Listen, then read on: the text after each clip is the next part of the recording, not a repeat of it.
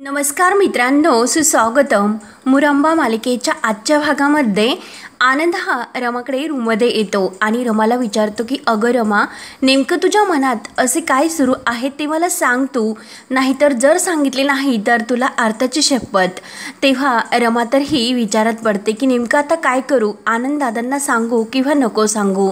आनंदने तर आग्रह केलेला असतो की रमा काही झाले तरी तुला सांगावीच लागेल. तेव्हा रमा सर्व खरं सांगण्याचे ठरवते. तेव्हा ती अर्थाला पाळण्यात टाकते आणि आनंदला म्हणते की हे बघा आनंद दादा, मी तुम्हाला सांगते, अर्थाची शपथ घेऊन जे काही आहे खरं अगदी ते सांगते, कारण यांना सर्व आठवते. तेव्हा लगेच आनंद म्हणून जातो की मला याबद्दल सर्व माहिती आहे. तेव्हा मात्र आनंदचे हे बोलणे ऐकून रमाला तर धक्काच बसतो. रमाला असे लक्षात येते की नक्की आनंददादांना सुद्धा हे सर्व माहिती होते, तरी सुद्धा ते का शांत राहिले असेल. ती लगेच आनंदला विचारण्याचा प्रयत्न करते. तेव्हा आनंद बोलून गेला हे त्याच्या लक्षात येते, म्हणून तो स्वतःला थोडंसं सावरतो. तेव्हा मात्र रमा विचारते की काय हो आनंददादा, तुम्ही आत्ता काय म्हणालेत की तुम्हाला सर्व माहिती होते. तेव्हा आनंदला नेमकं आता मी काय उत्तर देऊ ते काही समजत नाही. तो विचारात पडतो. तेव्हा रमा म्हणते की अहो, म्हणजे ते नाटक करतात हे तुम्हाला आणि आईला माहिती आहे, पण तुम्ही माझ्यापासून ते का लपून ठेवले असेल. तेव्हा मात्र आनंदला खूप टेन्शन येते आणि त्याला असे वाटते की जे काही खरं आहे ते आता तर रमासमोर मी बोलून दाखवले, नेमकं आता काय करू, सांगू किंवा नको सांगू असे ते विचारात पडतो. तेव्हा रमासुद्धा सर्व गोष्टीचा विचार करून आनंदला विचारते की तुम्ही आणि आई जे काही करतात ते नाटक करतात, म्हणजे हे सुद्धा तुमच्याबरोबर त्या प्लॅनमध्ये सामील आहे, ते सुद्धा नाटक करतात. माझ्या वाढदिवसाच्या दिवशी मला सर्व काही सत्य आहे ते कळालेच. माझ्या डोळ्यासमोर जे काही आहे ते विचार करून सर्व माझ्या लक्षात तर आलेच. ती आनंदला विचारते की आनंद दादा, तुम्हाला हे सुद्धा माहिती असेल की ते नक्की असे का वागतात, या वागण्यामागे नक्की असे काय कारण आहे की जे मला माहिती नाही. प्लीज आनंद दादा, जे काही असेल ते मला सांगा. तेव्हा आनंद म्हणतो की हे बघ रमा, मी तुला सिरियसली सांगतो की आत्ता सध्या जे काही आहे ते मी तुला नाही सांगू शकत, कारण अक्षयने मला तसे सांगितलेले आहे की मी तुला हे सर्व नाही सांगू शकत. रमा पुन्हा टेन्शनमध्ये येते आणि विचारते की आनंद दादा, नक्की असे काय आहे की तुम्ही ते सुद्धा माझ्यापासून सांगू शकत नाही. काय झाले असे की सर्वजण माझ्यापासून हे सर्व लपवतात. सध्या मी किती टेन्शनमध्ये असते, कारण डोळ्यासमोर जे दिसते त्यामुळे माझ्या जीवाची इतकी घालमेल होत असते हे तर तुम्ही बघतच असतात. माझी आत्ता सध्या काय परिस्थिती असेल हे माझे मला माहिती आहे, तरीसुद्धा या सर्व परिस्थितीत मी एकटी पडलेली आहे. फक्त आई, जान्हवी ताई आणि आनंदादा तुम्ही माझ्या बाजूने आहात, आणि तुम्ही सुद्धा असे का वागतात, काय काय झाले होते असे की तुम्ही माझ्यापासून हे सर्व लपवले, का लपवले. तेव्हा आनंद म्हणत असतो की अगं रमा, नाही नाही असे काही नाही. तेव्हा लगेच सीमा दरवाज्यात येते. रमा आणि आनंदचे बोलणे तिच्या कानावर पडते. तेव्हा रमा आनंदला विचारत असते की असे काय कारण आहे की ते कारण तुम्ही मला सांगू शकत नाही. तुम्ही माझ्याबरोबर जे काही वागलात ते खरंच मला नाही पटत. ठीक आहे, तुम्हाला नाही ना सांगायचे नका सांगू, तुम्ही सुद्धा काही सांगू शकत नाही आणि हे सुद्धा मला काही सांगू शकत नाही. त्यामुळे तुम्हाला जे काही नाटक करायचे असेल ते सर्व तुमचे चालून द्या, जे काही चाललेले आहे ते तसेच राहून द्या. ठीक आहे, मग मी सुद्धा एक विचार करते आणि एक निर्णय घेते. हे रेवाबरोबर लग्नाच्या विषयापर्यंत जाऊ शकतात, लग्नाचा विषय म्हणजे ठरवू सुद्धा शकतात, परंतु मी सुद्धा एका मुलाबरोबर एंगेजमेंट तर ठरू शकते ना. ते ऐकून तर आनंद आणि सीमा या दोघांना सुद्धा धक्का बसतो. रमा म्हणते की करेक्ट, म्हणजे हे सगळं जे काही चालले ते तुम्हाला बरोबर वाटते ना. रमा तर खूप रागावते, टेन्शनमध्ये सुद्धा खूप येते, तिच्या डोळ्यात सुद्धा पाणी येते. तेव्हा ती जायला निघते. आनंद म्हणतो की रमा, एक मिनिट थांब. तेव्हा रमा थांबते. तेव्हा आनंद सांगू लागतो की हे बघ रमा, मला बाकीचे खरंच काही माहिती नाही, पण जे काही आहे ते सर्व मी तुला सांगतो. पण इथून पुढे रमा, तुझा जो काही निर्णय असेल त्या प्रत्येक निर्णयामध्ये मी तुझ्या कायम सोबत असेल. तेव्हा रमा आनंदला म्हणते की आनंद दादा, तुम्हाला काही वेगळं सांगायची गरज नाही. या घरामध्ये मोलकरीण म्हणून मी जे काही राहते फक्त यांच्यासाठी, यांच्यावरील प्रेमासाठी. आणि शशिकांत, मुकादम, रेवा हे जे काही वागवतात ते सर्व मी मुकाट्याने सहन करते. रेवा बघताना आनंद दादा ती कशी वागते, अभिदादांसमोर सुद्धा ती असे यांच्यासमोर म्हणजे सोबत वागते. आता सध्या माझ्या जीवाची जितकी घालमेल होती तितकीच घालमेल अभिदादांची सुद्धा होते. अगदी माझ्यासारखी अवस्था त्यांची सुद्धा झालेली आहे. दादांची सुद्धा अवस्था खूप बिकट झालेली आहे, त्यांना सुद्धा खूप टेन्शन येते, परंतु ते यांच्यासाठी काही घरामध्ये बोलत नाही। तेव्हा यांनीच माझ्यासाठी एक मुलगा पाठवला आणि त्याच्याबरोबर मला डेटवर सुद्धा पाठवले। असं काय कारण असेल की त्यांनी हे सर्व केले आणि नंतर शशिकांत मुकादम यांनी माझ्यासाठी एक मुलगा सुद्धा शोधून आणला आणि हे तर स्वतःहून त्याच्याबरोबर माझे लग्न जुळवायला सुद्धा तयार झाले असेल आणि हे नक्की काय कारण असेल यामागे यांचे सर्व की माझ्या लग्नासाठी सुद्धा हे तयार झाले। तुम्हाला माहितीच असेल की सनीने माझ्याबरोबर कसे वागणूक दिली आणि जबरदस्ती सुद्धा करण्याचा त्यांनी माझ्याबरोबर प्रयत्न केला। इतक्या टोकाची गोष्ट घडली तरी सुद्धा तेही मान्य करायला तयार नाही की त्यांना सर्व आठवते म्हणून। का असे वागत असतील, का माझ्यापासून ते हे सर्व लपवत असतील, असं काय कारण असेल की हे सर्व मला काही सांगत नाही। पण आता हे सर्व मी नाही सहन करू, यांच्या सर्व लक्षात आहे तरी सुद्धा ते मला त्याबद्दल सांगत नाही।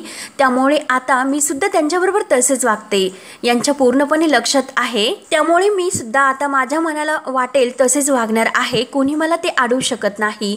फक्त मी रेवा आणि यांना एकत्र नाही बघू शकत। आतापर्यंत मी खूप काही सहन केले, पण यापुढे मात्र मी काही सहन करू शकणार नाही। रेवा आणि यांचे जे फोटो आमच्या रूममध्ये आहे ते तर मी आता नाही सहन करू शकत। तेव्हा सीमा हे सर्व ऐकते आणि रमा स्वतःच्या हक्कासाठी लढायला तयार झाली हे तिच्या लक्षात आल्यानंतर तिला आनंद होतो। रमा पुढे म्हणते की जर त्यांना असे वाटत असेल की रमाने हे फोटो बघावे, त्यांची इच्छाच असेल तर मग आता सुद्धा मी काय काय करते, मग कशी वागते हे तर ह्यापुढे त्यांना बघूनच घ्यावे लागेल। आनंद आता कसे आहे की कणिक व्यवस्थित मळल्याशिवाय त्याची मऊ पोळी तर होऊ शकत नाही। मटण मंद असे आचेवर शिजवल्याशिवाय त्यात मसाला तर मुरत नाही। आता रडायचे दिवस मात्र संपले, आता फक्त लढायचे। त्यांची कणिक तिंबून त्यांना मंद आचेवर कसे शिजवते ही रमा बघतच राहा। तेव्हा मात्र आनंद आणि सीमा या दोघांना हेच हवे असते की रमा शेवटी खंबीर बनली, स्वतःच्या स्वाभिमानासाठी साठी ती लढायला तयार झाली। तेव्हा आनंद मनात म्हणतो की रमा एक्झॅक्टली तुझ्या मनामध्ये जे काही आहे तेच अक्षयच्या मनामध्ये सुद्धा आहे। तुला जे वाटते आता सध्या तेच त्याला सुद्धा वाटते आणि ही तुमच्या दोघांच्या हक्काची लढाई आहे, ही तुम्हाला दोघांनाच लढायची आणि जिंकायची सुद्धा। तेव्हा सीमा सुद्धा रमाचे हे सर्व बोलणे ऐकून खुश होते, मनात विचार करते की वाव रमा खरंच मानले तुला, अक्षयच्या अगदी खांद्याला खांदा लावून चालली, उगाच नाही ते विचार मी तुझ्या म्हणजे विषयी मनात करत होते। मला तर खरंच असे वाटत होते की खरंच तू बदलली आणि या लग्नासाठी तू तयार होते की काय याचे मला टेन्शन आले होते, परंतु आता नाही। आता मात्र मला सर्व काही समजले की नक्की हे नाटक का करते। त्यामुळे चला आता अक्षयला तर छान अशी अद्दल घडेलच। आणि अक्षय काय तू माझ्या सुनाला धडा शिकवायला जात होता की काय, आता बघ की स्वतःला कशी अद्दल घडवते। अगं रमा तू आहेच म्हटल्यानंतर माझी सर्व काळजी टेन्शनच मिटले, अक्षयचा डाव अक्षयवरच उलटणार। त्यानंतर सीमा इकडे रूम मध्ये आलेली असते आणि तेथे रमा येते। रमा म्हणते की आई मला तुमच्याशी थोडंसं बोलायचे। सीमाने काही आपले दागिने तेथे काढून ठेवलेले असतात आणि सीमा म्हणते की अगं रमा हे माझे जुने दागिने आहे, खूपच छान, त्यातील कोणते दागिने तुला आवडतात ते तू काढून ठेव। रमा म्हणते की मला कशाला आई हे सर्व दागिने, मला काय करायचे। तेव्हा सीमा म्हणते की अगं कशाला म्हणजे काय, अगं रमा तू लग्न करणार आहे, मग माझ्याकडून काहीतरी गिफ्ट तुझ्यासाठी नको का, हे बघ कानातील तुला खरंच किती छान दिसतील आणि हा सेट बघ किती सुंदर आहे, सांग मग तुला नेमकं काय हवं, काय तुला आवडले ते। रमा म्हणते की आई खरंच। रमा पूर्णपणे विचार करत असते तर सीमा विचारते की अगं रमा बाळा काय झाले, कसल्या विचारात पडलीस तू, तुला एक सांगू का, जेव्हा आपल्याकडे मुलगी लग्न करून तिच्या सासरी जाते तेव्हा तिच्या सासरी तिची सासू तिची आई असते, मग या अर्थाने मी तुझी आई झाले आणि जर माझ्या मुलीला नवीन आयुष्याची सुरुवात करायची असेल तर मग मी तिला पाठिंबा द्यायलाच हवा, हो की नाही रमा। तेव्हा रमाला हेच कळत नाही की नेमकं आईंना हे सर्व कसे सांगू, ती विचार करत असते। रमा फक्त सीमाकडे बघत असते तर सीमा विचारते की अगं काय झाले, तू इतक्या आश्चर्याने माझ्याकडे का बघत आहे, नेमकं असे काय कारण आहे। अगं तुला आता नवीन आयुष्याची सुरुवात करायची आहे, लग्न करायचे आहे। अगं अगोदर मला सुद्धा हे पटले नव्हते, पण आता पटून तर घ्यावेच लागेल। मला खरंच तुला काही विरोध करायचा नाही, मी खंबीरपणे तुझ्या अगदी आईसारखी पाठीशी उभी राहील। तेव्हा रमाला सुद्धा वाईट वाटते की सीमा सुद्धा हाच विचार करते आणि ती सीमाला म्हणते की आई, अच्छा म्हणजे तुम्हाला सुद्धा हेच वाटते की लवकरात लवकर मी या घरातून निघून जावे। तेव्हा सीमा म्हणते की अगं नाही नाही, मला खरंच असे नाही वाटत, मी सुद्धा तुला हे सांगितले नव्हते की दुसरं लग्न कर म्हणून, तुलाच हे लग्न करायचे, तुलाच तो अस्मित आवडला, तुलाच त्याच्याबरोबर जोडीने आयुष्य घालवायचे आणि इतक्या कमी वेळात तुझी त्या अस्मित बरोबर गट्टी सुद्धा जमली, तुमचे विचार सुद्धा जुळलेत, मग मी तरी काय करणार, असून दे, तुला आवडतो ना अस्मित, त्यामुळे तूच सांग मला की यातील कोणते दागिने मी तुला पॅक करून देऊ, बस खाली बस रमा आणि कानातील घेऊ, कानातील खरंच तुला खूप सुंदर दिसतील आणि एक हाराचा सेट घेते, हारपक किती छान आहे ना, आणि रमा खरंच किती गोड दिसतील ग तू लग्नामध्ये, म्हणून काही कानातील वगैरे हार रमाला लावून बघत असते की खरंच रमा किती सुंदर दिसेल। रमा मात्र टेन्शन मध्ये येते की आईला नेमकं हे सर्व कसे सांगू, ती विचार करत असते। त्यानंतर इकडे अक्षय आपल्या ऑफिसमध्ये कंपनीत कॅबिनमध्ये असतो आणि तो सुद्धा विचार करत असतो। रेवाने जे काही सांगितलेले असते की अक्षयला जेव्हा तिने गच्चीवरून ढकलून दिलेले असते तेव्हा रेवा म्हटलेली असते की अरे मला आरतीला मारायचे नव्हते, मला रमाला मारायचे होते, पण ती आरती मध्ये गेली आणि रमा वाचली आणि रेवाने चक्क त्याला गच्चीवरून ढकलून दिले। ह्या सर्व विचार करून त्याला आणखीन टेन्शन येते। त्यावेळी रेवा त्याला म्हटलेली असते की जेव्हा जुनं संपतं तेव्हा नव्याची सुरुवात होते आणि रेवा चक्क कशाचा विचार न करता त्याला ढकलून देते आणि तो रमा असा जोरात ओरडत खाली पडतो। ह्या सर्व विचाराने अक्षयला आणखीन टेन्शन येत असते। तेव्हा अक्षय म्हणतो की ऑफिसमधील सीसीटीव्ही फुटेज हे तर रिकवर व्हायलाच हवे, नेमकं काय झाले याबद्दल तर पुरावा हाती लागत नाही। या सर्वाचा विचार करत असताना त्याला टेन्शन आलेले असते आणि त्याच वेळेस लगेच रेवा त्याच्या गळ्यात येऊन पडते। तेव्हा अक्षय लगेच असा घाबरल्यासारखा बाजूला होतो।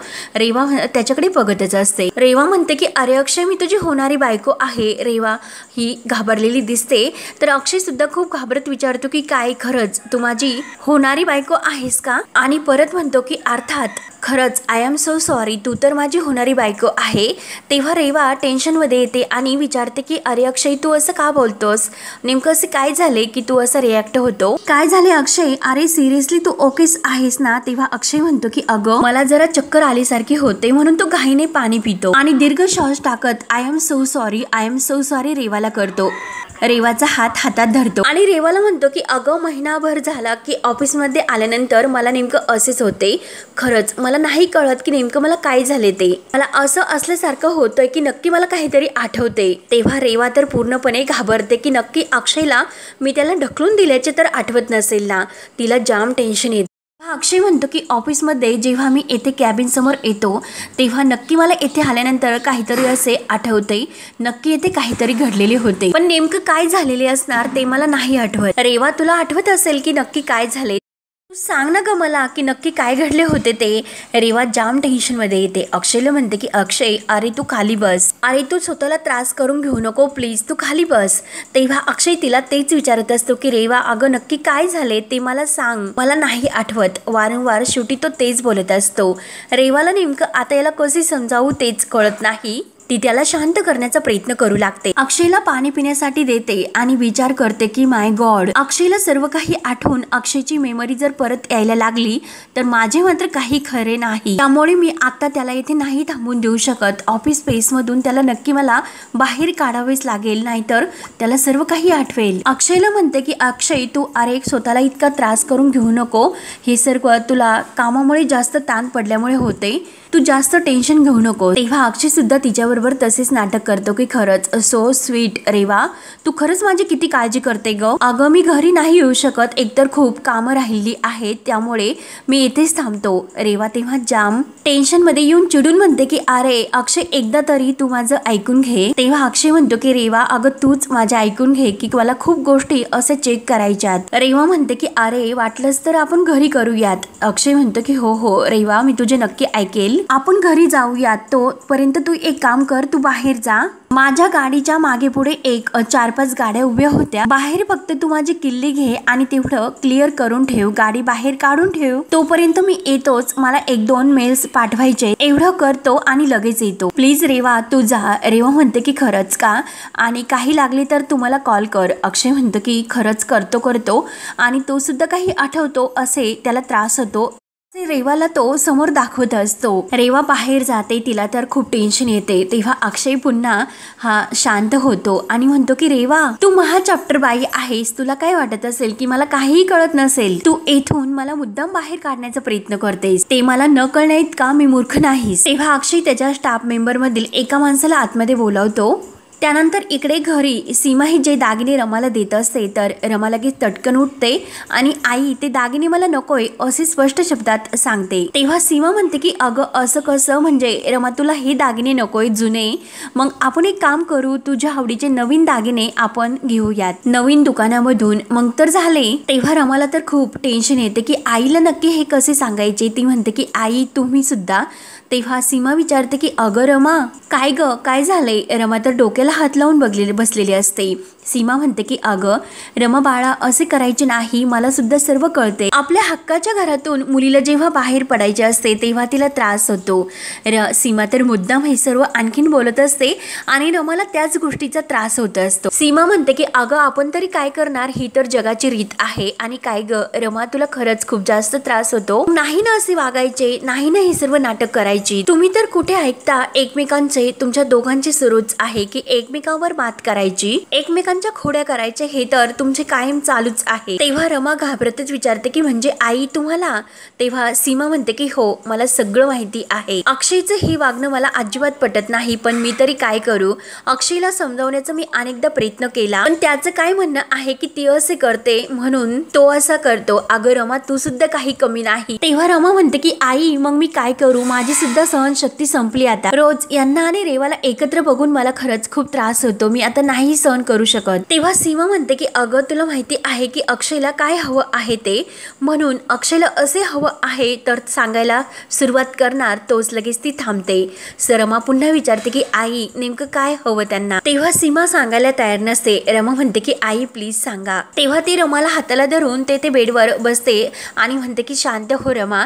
तेव्हा रमा म्हणते की आई मी कसे शांत राहू, या सर्वाची सुरुवात तर त्यांनीच केली, त्यांनीच मला डवचण्याचा खूप प्रयत्न केला, मग मी का शांत राहू, का शांत बसू, मला सुद्धा या सगळ्याचा खूप त्रास झाला, त्यामुळे मी सुद्धा आता ठरवलेले आहे की मी सुद्धा त्रास देणार आहे, बघू की ते काय करतात ते। तेव्हा सीमा म्हणते की अगं काही गोष्टी डोळ्यांना दिसत नाही, त्याच गोष्टी आपण समजून घ्यायच्या असतात। तर रमा म्हणते की आई खरंच किती ती मी समजून घेऊ, हे त्यांना का कळत नाही। तेव्हा सीमा म्हणते की हे बघ एक सांगते मी तुला की हे नाटक जर असेच सुरू ठेवले त्याचा अंत हा खूप वाईट होईल। रमा ही गोष्ट लक्षात ठेव। रमा सुद्धा बिनधास्तपणे म्हणते की जे काही व्हायचे असेल ते होऊन दे, मला सुद्धा नाही फरक पडत, माझं ठरलेलं आहे की काय करायचे ते, तसेही ते नाटक करतात हे मला माहिती आहे, पण मी नाटक करते हे त्यांना कुठे माहिती। सीमा म्हणते की अगं मग सांगून टाक। रमा म्हणते की आई इतक्या सहजासहजी मी त्यांना नाही सांगू शकत, फक्त थोड्या दिवस। सीमा म्हणते की अगं सांग त्याला, मला फक्त आई इतकंच हवं आहे की त्यांनी सगळ्यांसमोर हे हक्काने सांगावे की मी त्यांची बायको आहे म्हणून, हे फक्त आणि फक्त माझ्यावर प्रेम करतात आणि मला तेच बघायचे, हे नाटक कुठपर्यंत जाते ते होऊन दे त्यांना थोडासा त्रास, फक्त बघतच राहा की यांना कशी जळजळ होते ते।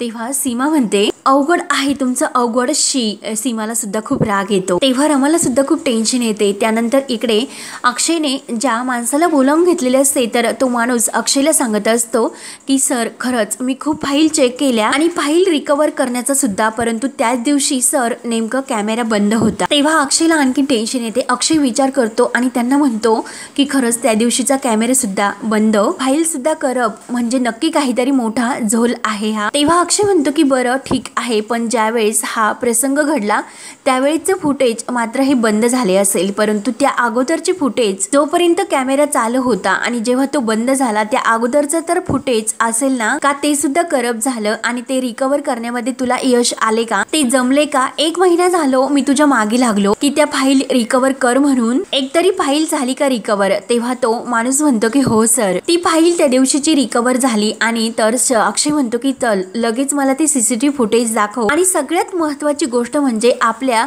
बिल्डिंगच्या मागचा जो भिंतीचा भाग आहे, मग त्या मॉलवरचे कॅमेरे आणि पुढचे जे ऑफिस आहे त्या ऑफिस समोरचे सर्व कॅमेरे, त्या सर्व कॅमेऱ्यांचा ऍक्सेस मिळवण्याचा तू प्रयत्न कर। जरी आपले कॅमेरे बंद झाले असतील, जरी फाईल ह्या करप्ट झाल्या असतील, तरी सुद्धा जी काही घटना घडलेली आहे ती सर्व आजूबाजूच्या कॅमेऱ्यामध्ये तर कॅप्चर झालीच असेल। तेव्हा तो म्हणतो की हो खरंच ते सर झाले असेल। तेव्हा तो सर्व ते आपल्या लॅपटॉपमध्ये अक्षयला दाखवत असतो। त्यानंतर इकडे रेवा बाहेर अक्षय का येत नाही म्हणून अक्षयची ती वाट बघत असते। तेव्हा रेवा ही अक्षयला फोन करते तर अक्षय फोन घेतो। अक्षय म्हणतो की हो रेवा, तर रेवा विचारते की अरे तू मेल पाठवलास का, ये ना लवकर खाली, मी तुझी खाली वाट बघत थांबलेली आहे। तेव्हा अक्षय म्हणतो की अगं लगेच येतो, थोडासा प्रॉब्लेम झालेला आहे, मी 5 मिनिटात येतो आणि फोन ठेवतो। तेव्हा अक्षयला समोर जे काही सीसीटीव्ही फुटेज मध्ये दिसते की शशिकांत मुकादम त्या अगोदर कंपनीत येऊन गेलेला असतो, म्हणजे तो सुद्धा रेवामध्ये या प्लेन मध्ये सामील होता। शशिकांत मुकादम रेवाला मदत करतो हे अक्षयला त्या सीसीटीव्ही फुटेज मधील कॅमेऱ्यातून लक्षात येते, म्हणजे रेवाच्या प्लॅन मध्ये शशिकांत मुकादम सुद्धा सामील होते। तर खरंच किती नीच माणूस आहे हा, स्वतःच्या मुलाचा सुद्धा याने जीव घेण्याचा प्रयत्न केला। अक्षयला खूप टेन्शन येते। तर हा भाग येथे संपतो। पुढील भागामध्ये रमाने मस्त मेकअप ओव्हर करून ती अगदी मॉडर्न स्टाईलचे कपडे घालून अक्षयचा टिफिन घेऊन आपल्या कंपनीत येते। तर रेवा ही धक्क्यानेच तिच्याकडे बघत असते आणि अक्षय तर खूप खुश होऊन रमाकडे बघत असतो, कारण रमा त्याला खूपच आवडते। रेवा विचारते की काय ग, तू इतकी आवरून कुठे निघालीस? रमा तर हसून म्हणते की डेटवर चालले अस्मित बरोबर। तेव्हा मात्र अक्षयला धक्का बसतो आणि वाईट सुद्धा वाटते। तर रेवा हे सर्व अभिला येऊन सांगते। अभि म्हणतो की काय, रमाला बघून त्याची तब्येत अचानक डाऊन झाली, म्हणजे कदाचित अक्षयला काहीतरी आठवायला लागले असे। तेव्हा रेवा तर जाम टेन्शन मध्ये येते आणि मनात विचार करते की जर असे झाले तर मात्र माझे काही खरे नाही। तेव्हा आता पुढे काय काय होत राहणार हे बघण्यासाठी आपल्या चॅनलला नक्की सबस्क्राईब करत राहा। धन्यवाद।